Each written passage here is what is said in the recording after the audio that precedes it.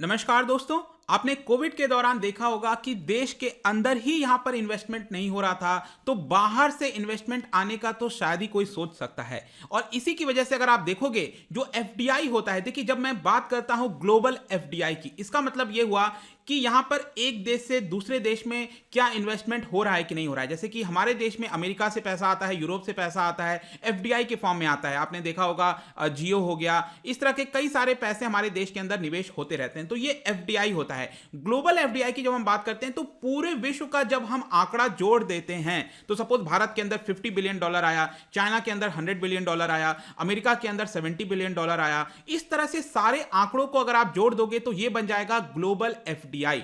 अब यहां पर यूएन की एक रिपोर्ट आई है जिसमें बताया गया है कि ग्लोबल एफडीआई में 42% की गिरावट है। आप देख सकते हो 42%। यहां पर आप देख पाओगे FDI in India rose by 13% in 2020 as inflows decline in major economies due to pandemic. तो यहां पर यह बताया जा रहा है कि पूरे विश्व में 42% की गिरावट है, लेकिन दूसरी तरफ भारत है जहां पर 13% का राइज देखने को मिला है। और इसी पर्टिकुलर रिपोर्ट के बारे में हम डिस्कस करेंगे। काफी इंपॉर्टेंट रिपोर्ट है, आपके एग्जाम में भी पूछा जा सकता है कि रिपोर्ट किसके द्वारा पब्लिश किया जाता है। हर एक चीज मैं आपको डिटेल से बताऊंगा। चलिए आगे बढ़ते हैं। मैं हूं अंकित अग्रवाल और अपडेट के लिए आप मुझे फॉलो कर सकते हैं इंस्टाग्राम, फेसबुक और ट्विटर पर। मेरे लेक्चर की हर पीडीएफ आपको फेसबुक पर तो मिलेगी, प्लस साथ में आप मेरा टेलीग्राम चैनल ज्वाइन कर सकते हैं by searching Ankit Agarwal official. और अगर आप यूपीएससी की तैयारी कर रहे हैं तो आपके लिए सुनहरा मौका स्टडी है, क्योंकि आपके लिए स्मार्ट कोर्सेज जिसके थ्रू आप अपनी प्रिपरेशन और भी ज्यादा अच्छे तरीके से कर सकते हैं।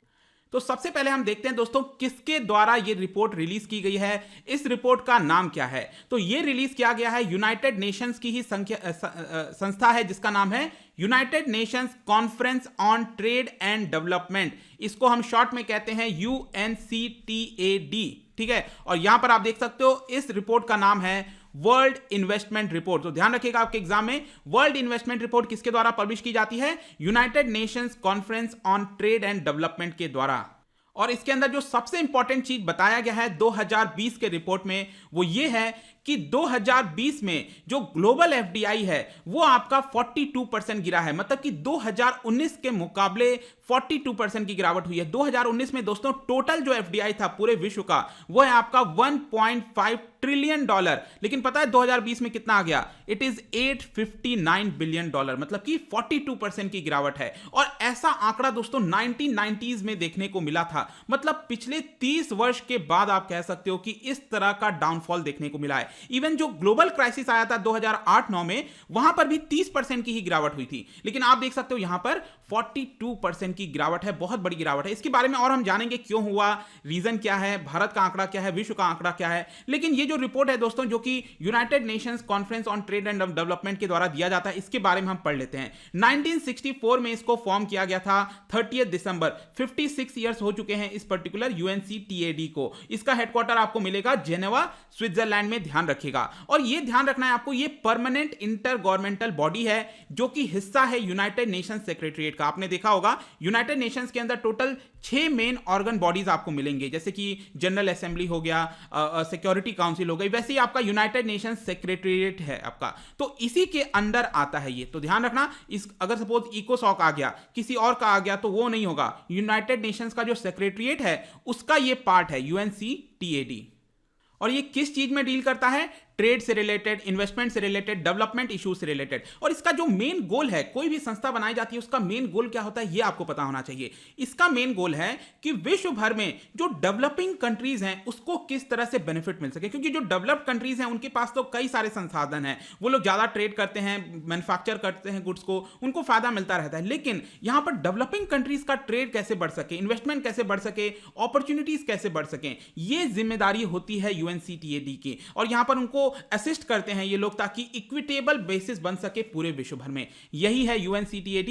ध्यान रखिएगा। अब हम देखते हैं कि ये जो गिरावट हुई है 42% की, मैंने आपको बताया ग्लोबल एफडीआई में, इसका मेन कारण है डेवलप्ड कंट्रीज। जी हां, डेवलपिंग कंट्रीज अगर आप देखोगे तो मुश्किल से 12% की गिरावट हुई है जो डेवलपिंग कंट्रीज हैं। लेकिन जो डेवलप्ड देश हैं, अमेरिका, यूरोप, इनके अंदर अगर आप देखिए तो 69%। Can you beat that?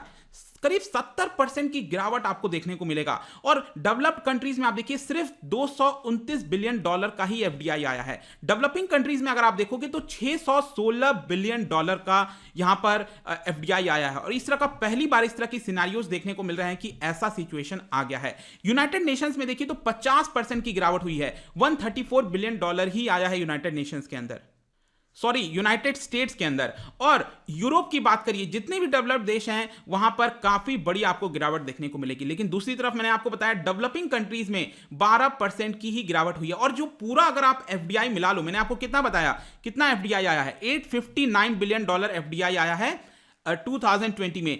$859 billion में आप देख सकते हो डेवलपिंग कंट्रीज के पास अकेले $616 बिलियन आया है। और बाकी का आप देखिए $229 बिलियन ये डेवलप्ड देशों के पास आया है। और यहां पर डेवलपिंग में भी अगर आप देखोगे तो अलग अलग रीजन में बहुत अनइवन देखने को मिलेगा। जैसे कि लैटिन अमेरिका हो गया, जो साउथ अमेरिका वाला पूरा पार्ट है, 37% की गिरावट है। यहां पर अफ्रीका में 18% की गिरावट है। लेकिन जो एशिया के अंदर डेवलपिंग कंट्रीज हैं वहां पर सिर्फ 4% की गिरावट है। और आपको पता होगा एशिया के अंदर आता है चाइना और भारत। और यहां पर दो जो सबसे इंपॉर्टेंट कंट्रीज हैं जहां पर बढ़ोतरी देखने को मिल रही है, एक है चाइना और दूसरा है भारत। चाइना के अंदर आप देखिए 4% का इंक्रीज हुआ है। तो 4% का इंक्रीज किसके मुकाबले, 2019 के मुकाबले 2020 में जो इंक्रीज हुआ है एफडीआई का, वो 4% का इंक्रीज हुआ है। और ये हो गया है $163 बिलियन चाइना के अंदर। और यहां पर मेन जो इंडस्ट्रीज हैं जहां पर इंक्रीज हुआ है वो हाई टेक इंडस्ट्रीज हो गई, फार्मास्यूटिकल आपने देखा होगा काफी जरूरत था, इंफॉर्मेशन एंड कम्युनिकेशन टेक्नोलॉजी हो गई, इन सब में आपको इंक्रीज देखने को मिलेगा। और दूसरी तरफ भारत है दोस्तों, भारत का मैंने आपको बताया सबसे ज्यादा इंक्रीज हुआ है भारत का 13%। लेकिन यहां पर आप देख सकते हो 13% जब मैं कहता हूं तो यहां पर जो एब्सोल्यूट टर्म है, एब्सोल्यूट एफडीआई, कितना संख्या है एफडीआई की, तो $57 बिलियन है। क्योंकि पहले ही हमारा चाइना के मुकाबले इतना, चाइना में ऑलरेडी बहुत एफडीआई आता था, $150 बिलियन से एफडीआई आता था, और इसमें 4% का और इंक्रीज हो गया। लेकिन यहां पर आप देखिए भारत के अंदर $50 बिलियन से के करीब आया था और वो बढ़कर हो गया है $57 बिलियन। तो ये आपको ध्यान रखना है, परसेंटेज टर्म में सबसे ज्यादा हुआ है भारत की बढ़ोतरी। इसके अलावा भारत और टर्की दो ऐसे देश हैं जहां पर digital sector, e commerce platform, यहां सब में अगर आप देखोगे तो काफी अच्छा इन्वेस्टमेंट डील्स देखने को मिली हैं। अब यहां पर मैंने आपको जितनी इंपॉर्टेंट चीज बता दिया था, अब मैं आपको ग्राफिक्स के माध्यम से और अच्छे से समझाना चाहता हूं। यहां पर अलग अलग देशों का आप देख सकते हो, Mexico, Indonesia, Canada, France, Australia, US, Brazil, Germany, हर जगह आप देखिए यहां पर रशिया, मतलब यहां पर तो 100% से भी बड़ी गिरावट होगी, मतलब माइनस में चला गया आंकड़ा, ऐसी हालत है। और यहां पर भारत का 13% का इंक्रीज है और चाइना का 4% का इंक्रीज है। इसके अलावा यहां पर भी आप देख सकते हो कि करीब 72% हिस्सा आपको यहां पर देखने को मिल रहा होगा जो डेवलपिंग देश हैं। ठीक है, यहां पर आप देख सकते हो और अच्छे से डेवलपिंग देश जो ऑरेंज कलर में दिखाया गया है, और जो ग्रीन कलर वाला ये है ये आपका डेवलप्ड देशों का है। तो बहुत बड़ा चंक, $859 बिलियन में से सबसे बड़ा चंक आपका डेवलपिंग देशों का आया है। इसके अलावा और अच्छे से देखिए, इनफैक्ट एक हंसी की बात है, यूरोप में आप देखो यूरोप में क्या हुआ है कि नेगेटिव चला गया आंकड़ा।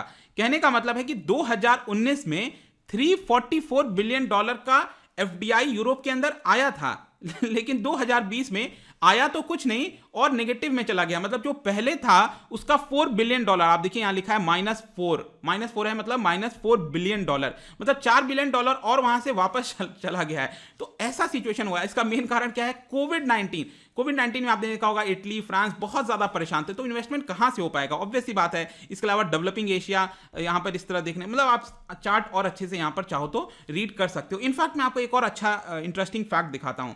2015 में सबसे ज्यादा एफडीआई आया था, आप देखिए पीक पर चला गया था, कितना आया था, $2 ट्रिलियन। लेकिन उसके बाद से आपको याद है ना, डोनाल्ड ट्रंप आते हैं 2016-17 के बाद, फिर रिस्ट्रिक्शंस होने लगता है तो एफडीआई कम हो जाता है। आप देखिए एफडीआई यहां पर कम होने लग गया, और 2019 में $1.5 ट्रिलियन मैंने भी आपको बताया, और 2020 में तो मैंने आपको बता ही दिया कि यहां पर कितना हुआ है, 2020 में यह आ गया है $859 बिलियन।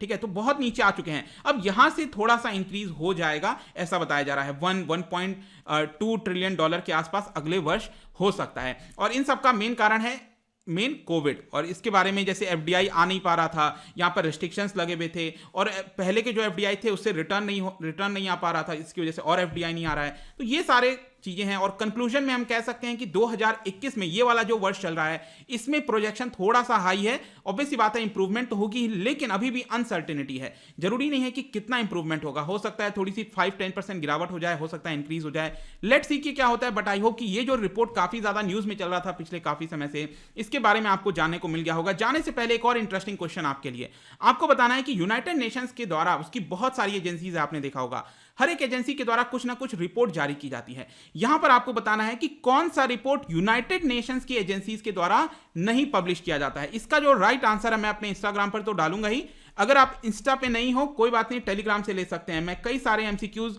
स्टोरीज में डालता रहता हूं, यहां पर आप जाकर वहां पर एमसीक्यू प्ले कर सकते हैं। अगर आप मुझसे इकोनॉमी पढ़ना चाहते हैं, कोई भी कोर्स परचेज करना चाहते हैं, स्टडी IQ ऐप पर जा सकते हैं। आई होप की वीडियो आपको पसंद आया होगा। मिलता हूं आपसे next time, till then thank you very much, see you soon.